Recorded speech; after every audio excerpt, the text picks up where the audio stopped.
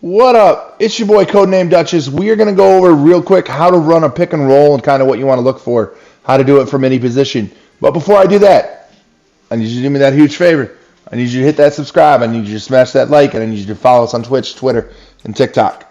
Okay? A couple of these clips, these are online clips. We'll go over them later.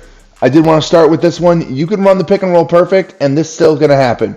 All right, we're going to go over that, and then we'll come back to this clip. All right, so the first thing is how to run the pick and roll from any position. Okay, if you can see real quick, my icons pop up. This happens by pressing L1. You press L1, that makes these icons pop up. That's how you would normally call for like a play. Right now we're looking, we want to be able to control who comes and sets the screen. So if I hold square, Amani Bates is going to come set the screen. If I hold circle, Gerald Green's going to come set the screen. I like doing it this way because it gives me more control over who's going to be my screener. And I can run pick and pops with my two guard. I can run pick and pops with my small forward. I can run pick and pops with people who have a more deadly shot.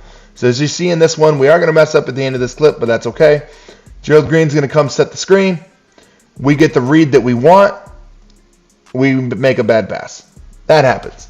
All right, so here's another one. I want to go over some things, though, real quick on what you can do while you're in the pick and roll, okay?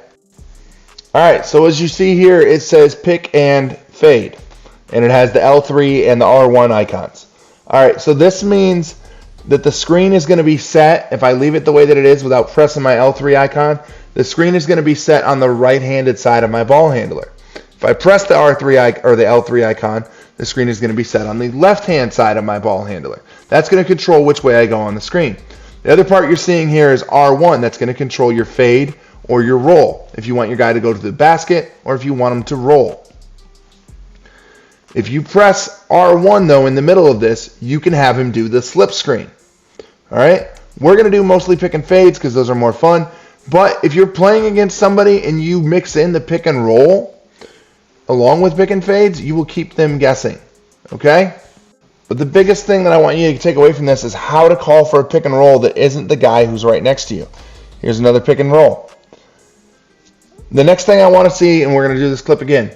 If you see here, I start taking off before the screener is really like stationary. And I do that because I want to score with the guy who has the ball in his hand. If I want to score with the roller, I'm going to let him set that pick. It's a better pick, and that's what gets him more open. As you see right here in this clip, it's more of a wall screen than a bump screen.